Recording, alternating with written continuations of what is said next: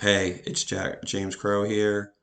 My topic is going to be how politicians use body language in their speeches when they are giving speeches or when they're in debate. The reason I chose this topic and kind of the idea I got from it is because we just got done with the election and also debates and everything like that. And watching debates, you can kind of tell the body language, and it was kind of interesting to see like the body language in between Trump and Kamala. It's also body language is also something I would say I like to I pick up on in people. Like I like to people watch sort of like when I'm out in public. Just if I'm talking to people and all of a sudden I see two people fighting or arguing, I'm kind of seeing like, oh, they must be really upset, and it's just like kind of interesting to see. And I feel like at it's just it's just something I feel like is cool. Um, I want y'all to imagine you're watching the debate between two people who are going to be the president of the United States of America. But there's no sound. There's no sound at all. You can't hear nothing. You can't even hear them. You can't even hear the speaker. Like you can't hear nobody. All you can hear, or no, you can hear the speaker, but you can't hear what they are saying back. And all you can see is just a body movement and how they are reacting to the questions that are being asked, how they respond to the questions, how they are interacting with each other. Are they saying something to each other that's offensive? Are they saying to each other that's inappropriate?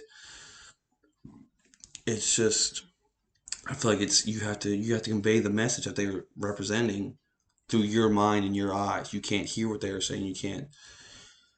You have to make your own assumptions. And I feel like that's something that's very it's not talked about as much. And I feel like it would be helpful maybe if somebody in this class wants to be a politician someday. These are kind of not really stats, but like they could help you be a politician if you ever want to get into politics. Some non-verbal actions politicians can use while speaking is thumbs up. Thumbs up, that means they're liking the topic and they're enjoying what they're saying. Thumbs down, they're like the person is wrong or they think this topic is not right.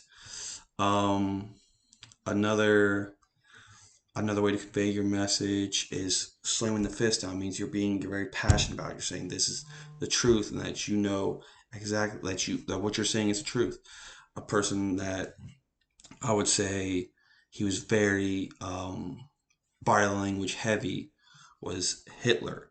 When Hitler would speak, he would be slamming the thing, he'd be shouting, and he would be conveying his message like he's very passionate about what he is saying. He believes what he's saying is correct, even though we all know what he said was very wrong. But he was able to sell what he was saying to the German public because he was so passionate about it. He just slamming his fist, constantly his fist, just screaming, yelling, and then he made a little hand signals to people so that way people can connect with him with a Nazi salute. And he used that to be able to gain people's trust because he was like, it was something that made people feel like, oh, I'm a part of him. I'm a part of what he's saying. I believe what he's saying. I can connect with him in this way. And they would start to German people started to greet each other in that way with the Nazi salute, and it's very like interesting how he was able to take that one body language and then it became a way to greet somebody, a way to say bye to somebody in that time period. But A way that we use body language every day in our lives, like if somebody's pissing you off, you kind of give them the middle finger when you're driving. I mean, it's the truth. Somebody's making me angry and I'm driving, I'm gonna flip them the bird. So we use body language in every day in our lives. Like if we want something that, if let's say we want a food, let's say you want two slices of pizza, you go like this. If you say you want one, you go like that, or three, however way you want to do it. But like you use body language even when you're not realizing you're using body language, and it's just like interesting to see how like politicians, their body language is very crucial to what they say because if their body language is terrible, then you don't really believe what they are saying. You're not going to trust what they are saying. Um, in class, we can also in classrooms we can also see when somebody is paying attention to the teacher and who's not. Like if you're on your phone, you're not paying attention to the teacher, you're paying attention to your phone. If somebody's sleeping in class, well, they're not paying attention to the teacher, they're just sleeping. Or they're talking to friends and they're not paying attention to the teacher. And the teacher, if they're just standing there not doing anything, just standing there, just talking all stuff. They're not really like you're going to have students who are going to fall asleep. They're not going to feel like not going to care at all about the topic they're teaching. And then the teacher only feel like disrespected. So I feel like it's kind of like you need body language both ways when you're speaking and then when people are talking to you. With job interviews, you need to be standing up, you need to be sitting up straight, eye contact, making sure you have that charisma and like you're able to connect with the employer. But and with politicians, it matters so much how they convey the body language because it's our country. Like they run our country, they make our laws, they they make our living the way it is, and it's very important that we are able to believe what they're saying.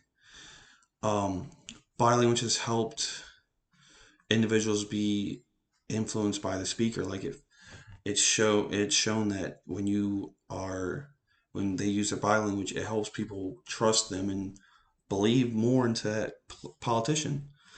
When you're describing like a great leader, you want them to be kind and charismatic and have energy. You don't want them to be like boring and almost like not engaging with the others. Cause you gotta make connections when you're a politician.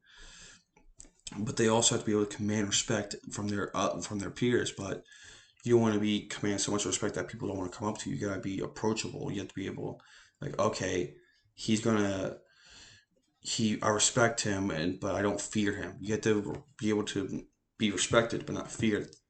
And I feel like sometimes that gets crossed. Um, Hand gestures can be used to emphasize your topic. Like I said, thumbs up, thumbs down. It can tell if somebody's feeling about it or not. The way if you slam your fist, you can tell they're passionate about it. When they're gripping onto the podium, you can tell they're very serious and they're like, I'm willing to talk about this. And you have to be able to understand what those movements mean. Apologies. Posture is a big one. If you have slouch, if you're like a turtle pretty much, and you have no pot like a hunchback, people are going to think you're lazy. You don't really care about this topic. You're just saying it just to say it. But if you're standing up straight and you're not, and you're just standing up straight, back like straight and narrow, then people will be like, okay, he believes in it. He's very passionate about it, and he has like conviction behind it. And if you lean back, then people are like, he doesn't care about his topic. He's just saying he doesn't care. He's just doing this just to get a buck, just to get money for his campaign. You have to make sure you're standing up straight. Facial expressions. If you're just like disgusted look, or if you're just like kind of like falling asleep, and like you're like squinting your eyes and open your eyes, a lot of people might think you're falling asleep. Facial expressions are big because like if you're smiling, your audience can feel like you're more welcoming. Like if you're smiling, what they're like, okay, he's a more welcoming guy. He's a nice guy.